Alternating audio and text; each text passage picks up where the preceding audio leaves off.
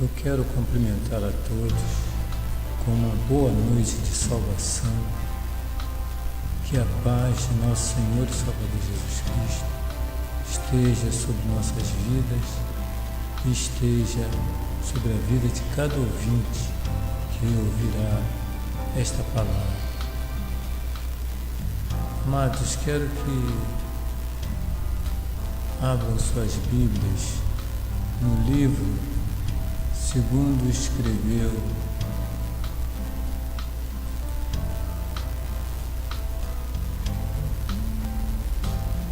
Mateus, no capítulo de número 27, versículo de número 64. Evangelho de nosso Senhor e Salvador Jesus Cristo, o qual escreveu o apóstolo Mateus, capítulo 27, versículo 64, que nos diz assim a palavra do nosso Deus.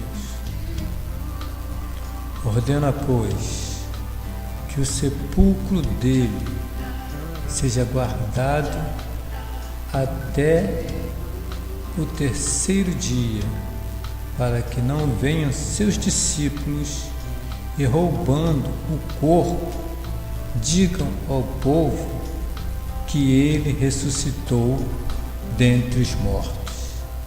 Este último engano será pior do que o primeiro. Amém? Amantíssimo e eterno Deus, Pai amado, Deus santo e querido, neste momento, Pai, em nome de Jesus e pelo sangue de Jesus, nós entramos na Tua santa e gloriosa presença e graças Te damos, ó Pai, pelo grande privilégio, a grande honra que o Senhor tem nos concedido de mais uma vez estarmos aqui para fazermos, Senhor, a exposição da Sua santa e bendita palavra. Sua palavra, Senhor, que é santa e verdadeira e mais poderosa do que qualquer espada de dois gumes, pois a Tua palavra ela penetra as maiores profundidades. A Tua palavra é capaz de penetrar e separar entre a junta e a medula. A Tua palavra é apta para dividir o espírito e a alma, pois a Tua palavra, Senhor, ela é poderosa para fazer muito mais do que nós possamos imaginar. Por isso, Pai, que a Tua palavra esta noite, esta tarde, este dia, esta manhã, esta madrugada, neste momento, que ela possa encontrar uma boa terra em nossos corações, pois a Tua palavra ela não volta para Ti vazia, mas antes ela faz aquilo que lhe apraz e prospera naquilo para o qual o Senhor a tem enviado. Pai, que a Tua palavra vá e que ela faça o Teu reino avançar e que o Senhor venha nos conformar conforme a imagem de Cristo Jesus, nosso Senhor. Te pedimos, ó Pai, isto e já Te agradecemos em nome de Jesus. Amém. Podeis assentar, amados. Amados e queridos, esta palavra é uma palavra muito interessante, porque quando nós observamos esta palavra aqui, nós vemos que este texto ele diz o seguinte: ordena, pois, que o sepulcro dele seja guardado até o terceiro dia. E quem está dizendo isso, irmãos, não são os discípulos de Jesus, Quem está dizendo isso não são aqueles que seguiam a Jesus, não são aqueles que estavam todos os dias com Jesus. Quem está dizendo isso não são aqueles que comiam e bebiam com Jesus. Quem está dizendo isso não são aqueles que sentavam para aprender com Jesus. Quem está dizendo isso não faz parte dos 12 apóstolos do Senhor, não faz parte daqueles 12 discípulos que o Senhor ensinou, que o Senhor preparou, que o Senhor ungiu, que o Senhor capacitou. Não, mas quem está dizendo isto é um judeu, é um fariseu. Então veja bem, amados e queridos irmãos, que muitas das vezes não é diferente na igreja. Muitas das vezes nós pensamos algo, mas aqueles que não são da igreja, eles pensam algo muito maior do que nós que somos da igreja. Veja bem, este homem ele não era da igreja de Cristo, mas ele sabia, ele guardou no coração o que Jesus tinha falado, porque ele sabia que Jesus tinha dito que ele ressuscitaria depois do terceiro dia. Então este homem aqui, este fariseu, ele está crendo que, ele está lembrando, ele não está crendo, ele está lembrando do que Jesus falou. Mas quanto aos discípulos, enquanto esse homem, esse fariseu, esse homem judeu que não era um discípulo de Cristo, que não era um seguidor de Cristo, enquanto ele está aqui preocupado com uma das promessas de Cristo, que era ressuscitar ao terceiro dia, os discípulos, eles estão com medo, eles estão fugindo, eles estão escondidos, porque se esqueceram que o Mestre disse que ao terceiro dia ele ressuscitaria. Muitas das vezes o Mestre chamava eles e falava assim: é necessário que o Filho do Homem padeça e morra, para que ao terceiro dia ele ressuscite. E ele dizia muitas das vezes: eu, quando for levantado, atrairei muitos a mim. Então ele dizia isso a respeito da sua morte na cruz. Ele sempre disse para os discípulos, para os seus apóstolos, que ele iria ressuscitar ao terceiro dia. Ele nunca deixou de dizer, mas seus discípulos esqueceram. Veio aqueles discípulos que estavam no caminho de Emaús, eles conversavam e diziam: foi-se a nossa esperança. E de repente o Senhor aparece no meio deles e começa a conversar com eles. Ué, por que vocês estão assim tristes? Quem és tu? É algum estrangeiro? Não sabe do que tem acontecido em Jerusalém? Não sabe que o nosso mestre, que nós pensávamos que era o Messias, que ele foi crucificado e morto pelos judeus e pelos romanos? Então Jesus começou a conversar com eles sobre as Escrituras e começou a abrir as Escrituras a ele. Presta atenção, irmão, tudo que Deus nos dá é revelado pelas Escrituras. O próprio Senhor Jesus foi revelando àqueles discípulos ali que o Cristo havia de padecer todas aquelas coisas e ser morto, para que ao terceiro dia ele ressurgisse. Então, meu amado, minha amada, é pela palavra que nós conhecemos as coisas de Deus, não é por aparência. Eles estavam ali, os discípulos estavam sendo levados pela aparência, Então, quando eles viram que Jesus foi crucificado e que Jesus, ele deu um brado e ele disse: está tudo consumado, eles então pensaram que estava tudo acabado. Mas veja bem que este fariseu aqui, ele guardou, ele não seguia Jesus para baixo e para cima, ele não comia e bebia com Jesus, mas ele guardou que Jesus tinha dito: que ao terceiro dia ele ressuscitaria. Aí o texto continua dizendo,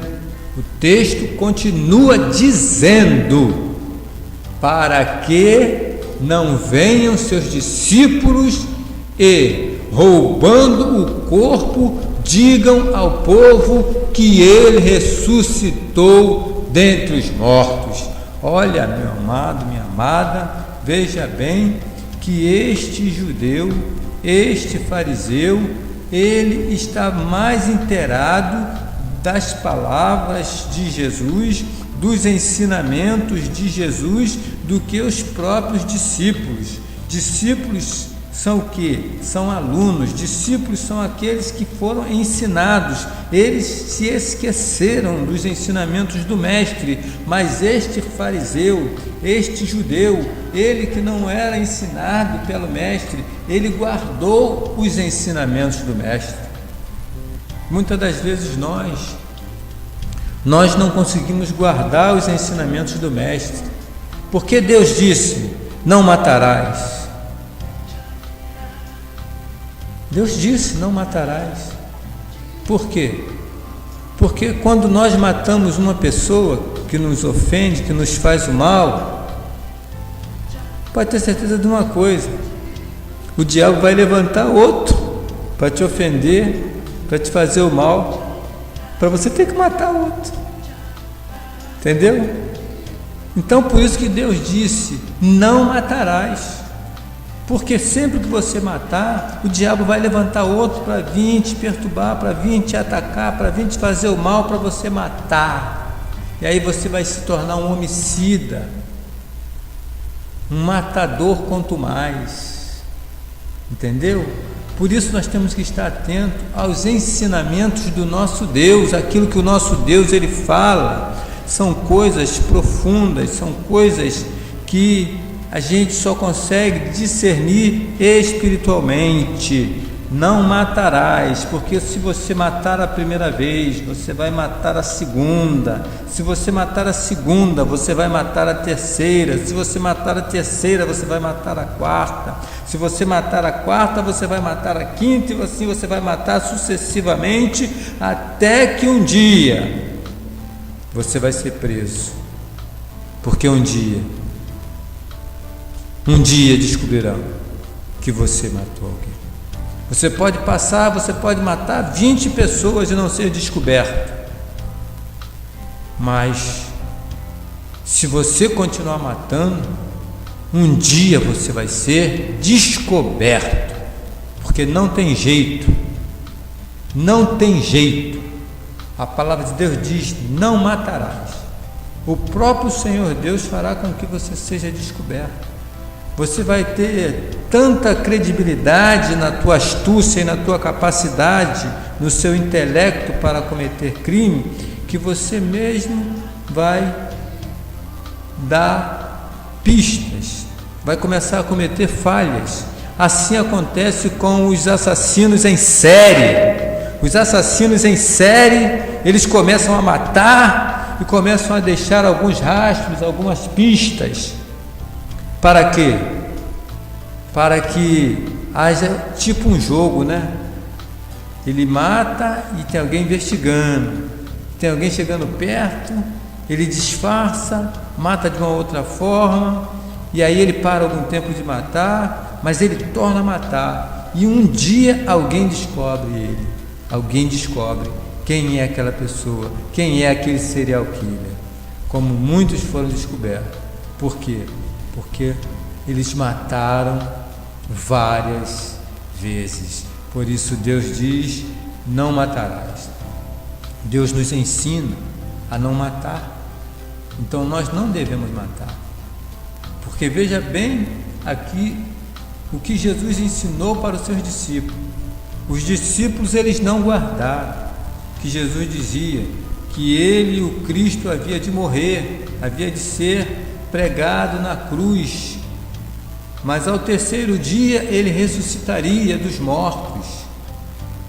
Mas os discípulos, quando viram que Jesus foi preso, que Jesus foi espancado, que Jesus foi levado para a cruz do Calvário, Diz a palavra de Deus que os discípulos, eles fugiram. Pedro negou a Jesus 3 vezes, até quando o galo cantou, que ele se lembrou das palavras do mestre, e diz a palavra do Senhor que ele chorou amargamente. Deus meu, porque ele lembrou do ensinamento de Cristo, que Cristo tinha dito: Pedro, ainda antes que o galo cante, esta noite, 3 vezes tu me negarás. O Senhor sabe todas as coisas, irmão. O Senhor, Ele sonda o nosso coração, Ele sonda a nossa mente, mas Ele trabalha nos dando sabedoria e discernimento espiritual para que nós possamos compreender aquilo que o inimigo coloca no nosso coração. É o inimigo que coloca. A vontade do diabo é que você mate. Você mata um hoje, você mata um daqui a 2 semanas, você mata outro daqui a 1 mês, você mata outro daqui a 1 ano, daqui a pouco você está matando 3 num dia só, daqui a pouco você está matando dezenas num dia só, e você acostuma a matar. E aí você aprende a fazer o que o diabo manda, mas não lembra do que Deus te ensinou a fazer, que é amar o teu inimigo como a ti mesmo. Ame ao teu inimigo como a ti mesmo. Fazei o bem para aqueles que vos maltratam e vos aborrecem. Orai pelos que vos perseguem, bendizei os que vos maldizem. Nós muitas das vezes nos esquecemos dos ensinos do Mestre. Por quê? Porque somos homens, somos falhos, mas se nós estivermos firmados na videira verdadeira, que é Cristo Jesus, a ira vai passar, porque diz a palavra de Deus: não se ponha o sol sobre a tua ira, não durma com o teu coração cheio de ira, mas antes deixa extravasar a ira e deixe que o amor de Deus encha o seu coração, deixa que o perdão de Deus encha o seu coração, deixa que a misericórdia e a graça de Deus encha o seu coração. Então aquele homem, aquele fariseu, ele diz: este último engano será pior do que o primeiro. Realmente foi um engano. Aqui tudo que ele está dizendo é verdade.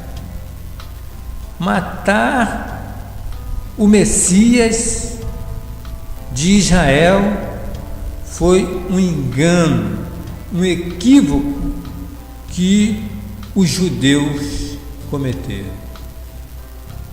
Eles se enganaram.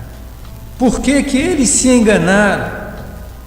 Porque eles esperavam, irmão, que o Messias viesse com grande pompa, se tornasse o novo rei de Israel.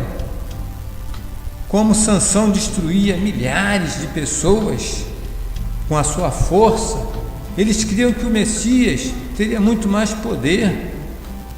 Eles criam que o Messias, assim como Moisés abriu o mar vermelho para Israel passar, eles criam que o Messias teria poder para fazer chover do céu chuvas de pedras sobre os romanos, como Deus fez chover pedras sobre os inimigos que enfrentaram Josué naquela batalha onde Josué clamou a Deus que o sol não se punha, o sol não se punha, não, o sol não se detenha, o sol detenha-te, e lua, tu também te detém, para que nós nos destruamos os nossos inimigos. Então, os judeus pensavam que o Messias poderia fazer muito mais do que Josué e destruir os seus inimigos num dia só, destruir Roma, destruir o Império Romano. Era esse tipo de Messias que eles estavam esperando, mas eles também estavam enganados, porque o Messias, aleluia, ele não viria para salvar somente os romanos, os judeus dos romanos. Não, o Messias, ele viria para cumprir a promessa que Deus fizera a Abraão, que em ti todas as nações da terra serão abençoadas, porque Jesus Cristo é a descendência de Abraão. Então, irmãos amados e queridos ouvintes da palavra de Deus, era esta a causa que fez com que os judeus, os fariseus, cometessem o primeiro engano. E agora, este judeu, ele pensando que, olha, ele estava com engano aí, semeando engano, pregando que ele era o Messias, mas ele não era o Messias. Mas agora pode acontecer o seguinte, dos discípulos deles virem e roubarem o seu corpo e sair espalhando por aí que ele ressuscitou dentre os mortos. Então, este último engano será pior do que o primeiro. Só que Jesus Cristo, ele não precisava que os discípulos roubassem o corpo dele. Jesus Cristo, ele não precisava que alguém viesse, roubasse o corpo dele, escondesse e espalhasse um boato de que ele tinha ressuscitado, porque Jesus Cristo, ele tinha dito: eis que eu tenho poder para dar a minha vida, assim como tenho poder para tomá-la de volta. Então, aqui o que vai acontecer não é os discípulos que vão roubar o corpo de Jesus, não é os discípulos que vai descer até o sepulcro, tirar aquela pedra enorme dali e roubar o corpo do mestre para escondê-lo em outro lugar, para mentir,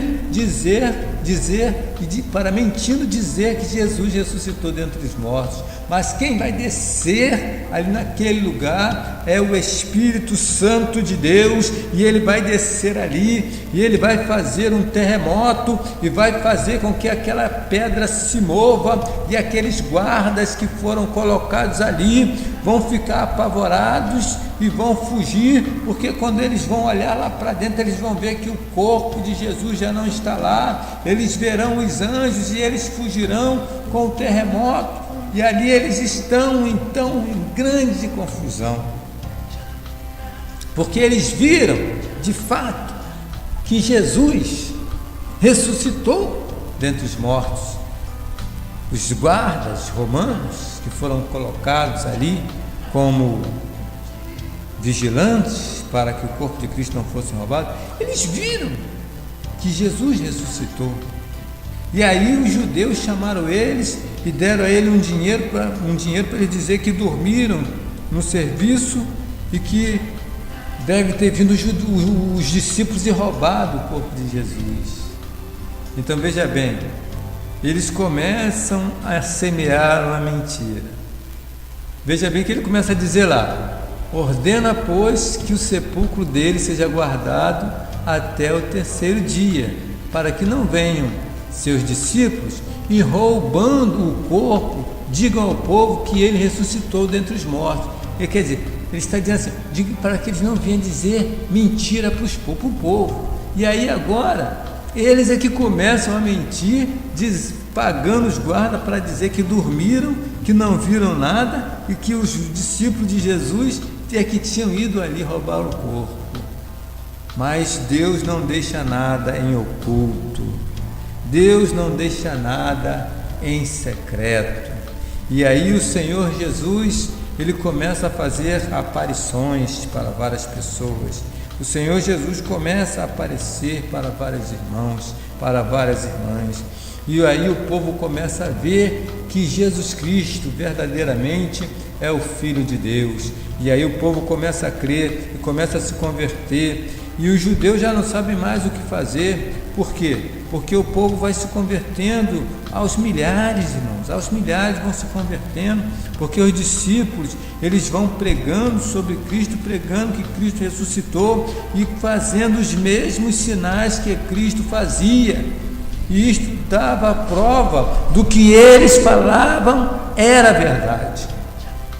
E os fariseus, os judeus, eles já não tinham mais o que fazer. Eles prendiam o discípulo e diziam: olha, não preguem mais neste nome, senão nós voltaremos a prender vocês. Mas os discípulos diziam: o que vós achais que nós devemos fazer? Obedecer a Deus ou obedecer aos homens? Eram homens indultos, mas eram homens que tinham um poder argumentativo maior do que aqueles doutores da lei. Até que chegou um grande doutor da lei, chamado Gamaliel, famoso Gamaliel, cujos pés dele Paulo cresceu, ouvindo e aprendendo, o apóstolo Paulo, né? E esse Gamaliel, ele é um ímpio, porque ele não crê que Jesus Cristo é o Messias, mas ele dá um sábio conselho, porque ele diz para aqueles homens: olha, deixe esses homens fazer a sua obra, porque se isso não for coisa de Deus, vai cessar, mas se for de Deus, isso não vai cessar não, e será pior para vocês estar lutando contra Deus. Então deixe esses homens, porque se não for de Deus, vai acabar. Mas se for de Deus, irmãos, tem mais de 2000 anos que nós estamos pregando a Cristo e ganhando almas para Jesus. Tem mais de 2000 anos que Jesus está batizando com fogo e com o Espírito Santo. Tem mais de 2000 anos que Jesus Cristo está salvando e regenerando, que Jesus Cristo está dando vida e vida com abundante. Jesus Cristo continua curando, salvando, batizando, ressuscitando, curando leprosos. Oh, aleluia, porque Ele é o mesmo, Ele não mudou, aleluia, louvado seja o nome do Senhor. Então, irmãos amados e queridos, veja bem aqui o que eu quero passar para a igreja, que muitas das vezes nós estamos na igreja, nós estamos lendo a Bíblia, a palavra de Deus, e nós estamos distorcendo as Escrituras, porque os discípulos, eles distorceram as Escrituras. Quando Jesus morreu, eles acharam que era o fim, que tudo tinha acabado. Pedro chorou ali: Deus meu, e depois Pedro foi pescar. Eu vou pescar. Os outros falaram: eu vou contigo também. Aí o mestre falou que chorou lá, gritou: Deus meu, agora não vai pescar, deixa comigo. Aí quando eles estão vindo, não pesca nada, mas não vão pescar nada. Vai lá, joga a rede, não tem nada, sai daí, peixe. Peixe que entrou na rede de Jesus foi e tirou. Aí quando eles voltam, eles veem aquele homem na praia, e aquele homem pergunta a eles: tendes vós alguma coisa de comer? E eles dizem: não, havemos pescado a noite toda, mas nada apanhamos. Então ele diz: lançai a rede. E eles aí olharam para a cara do outro: poxa, nós pescamos a noite toda, não pegamos nada, e esse homem agora vem e manda a gente lançar a rede. Esse homem não é um homem natural. Vamos lançar a rede para ver o que acontece. Eu estou achando que vamos jogar a rede. Quando jogaram a rede, começaram a puxar, eles falaram: é o mestre, o mestre está vivo, o mestre ressuscitou, o mestre está conosco outra vez. Então eles precisaram ver para crer que o Mestre tinha realmente ressuscitado, que o Mestre realmente estaria com eles até a consumação do século, como estará conosco. Irmão amado, irmão querido, minha irmã amada, minha irmã querida, Deus está nos ensinando algo aqui esta noite, a confiarmos somente na palavra dEle, a confiarmos somente na palavra dEle e naquilo que Ele nos ensinou. Não importa o que os homens estão querendo ensinar aí agora. Olha que os judeus queriam ensinar. O que os judeus queriam ensinar? Para que não venham seus discípulos e roubando o corpo, digam ao povo que ele ressuscitou dentre os mortos. Então eles queriam ensinar que o corpo de Jesus foi roubado pelos discípulos para dizer que Jesus havia ressuscitado. Então eles queriam ensinar coisas erradas. O homem sempre vai te ensinar coisa errada. Enquanto você aprender com o homem, você vai aprender sempre coisas erradas. Mas a partir do momento que você começar a deitar sobre a Bíblia e meditar, orar, pedir ao Espírito Santo de Deus que te abra as Escrituras e que te revele as santas e sagradas Escrituras, o Espírito Santo de Deus vai fazer você conhecer o profundo de Deus, vai te levar nas profundidades de Deus, a qual o homem natural não pode ir, como está escrito lá no profeta Ezequiel. São águas que o homem natural não pode ir, que só o Espírito pode levar ele e trazer ele, porque são águas profundas, são águas que não pode se passar a pé. Então, meu amado, minha amada, que você venha colocar esta palavra no teu coração e que você venha, em vez de ficar defendendo homens, teólogas, que você venha defender sim a palavra de Cristo, exercer o seu ministério apologético, que é defender a palavra de Cristo e se tornar também um polemista, porque nos tempos antigos havia o apologeta e os polemistas. O apologeta defendia a igreja das heresias de fora e o polemista protegia a igreja das heresias de dentro. E hoje as igrejas estão cheias de heresias que não se firmam diante das Escrituras sagradas.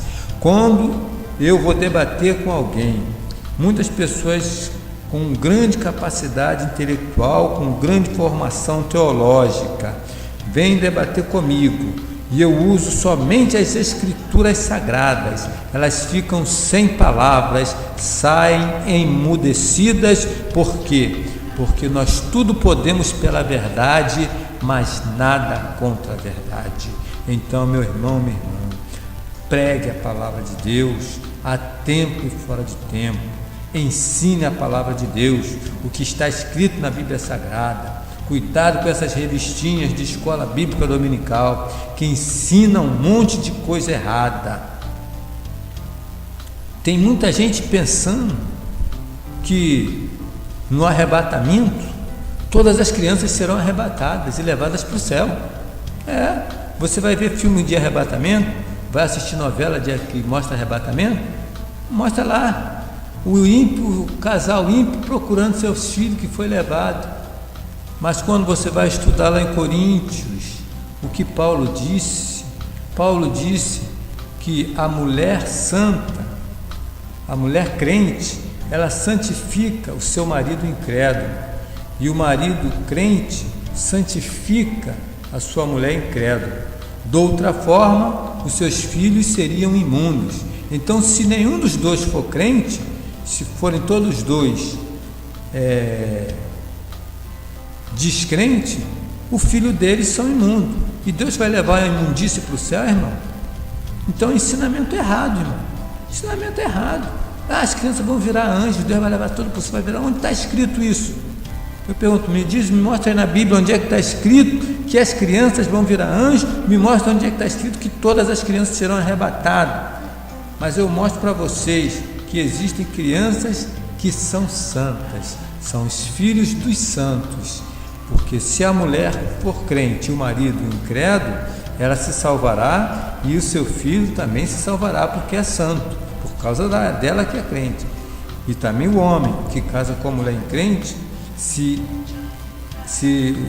o filho dele se salvará. Por quê? Porque ele é santo, então o filho dele é santo, mesmo a mulher sendo incrédula, mas um dos dois é santo. Mas quando os dois são incrédulos, então a criança é imunda, e Deus vai levar alguma coisa imunda para o céu, irmão? Então, por aí você vê, cuidado. Eu não gosto muito de ir para frequentar a escola bíblica dominical, porque é muito ensino errado, irmão. E eu não gosto de debater com os irmãos, para eles não ficarem muito sem graça, porque se eu for debater com eles, irmão, eles vão ficar sem graça, e eu não quero magoar meu irmão. Então muitas das vezes eu evito até de ir para a escola bíblica dominical, porque falam tanta bobagem, tanta coisa que não está escrito na Bíblia, porque foram ensinados por homens. Por isso que eu falo para você nesta noite, pegue a sua Bíblia, leia a sua Bíblia, ore, peça a Deus, Senhor, dá-me sabedoria, que a palavra de Deus diz que Ele dá a todos, e não lança isso em rosto. Então peça a Deus para te dar sabedoria e discernimento espiritual, peça ao Espírito Santo para lhe abrir a palavra de Deus, para que você possa conhecer a verdadeira palavra de Deus, porque Cristo não falou que deixaria alguns homens para nos guiar pela verdade. Ele disse que nos enviaria o Espírito da verdade para nos guiar por toda a verdade. Que o Espírito Santo de Deus possa nos abençoar, e eu agradeço esta rica oportunidade em nome de Jesus. Agora, neste momento, eu quero levantar uma oração para você que de repente está com o seu coração magoado, entristecido, você que de repente está com o seu coração até mesmo com uma certa mágoa por alguma coisa que alguém te fez. Mas agora nós vamos orar e Jesus Cristo vai operar, Jesus Cristo vai arrancar esta raiz de amargura que está no teu coração.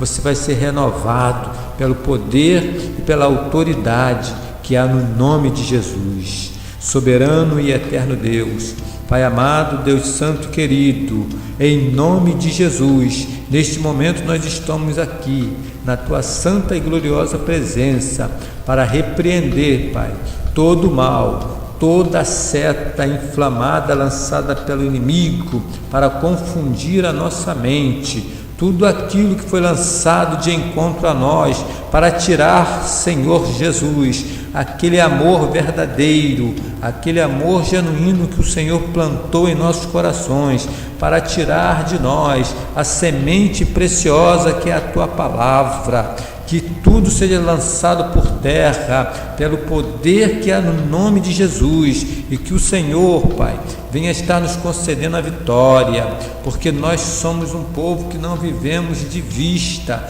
não vivemos do que é aparente, mas vivemos pela fé. E nós cremos, Senhor, que o Senhor é o Deus do impossível. Aquilo que parece impossível ao homem é possível para o Senhor. Por isso, Pai Santo, Deus querido, nós oramos agora, Senhor, e clamamos sobre a tua palavra que diz: clama a mim e responder-te-ei e anunciar-te-ei coisas grandes e firmes que tu não o sabes.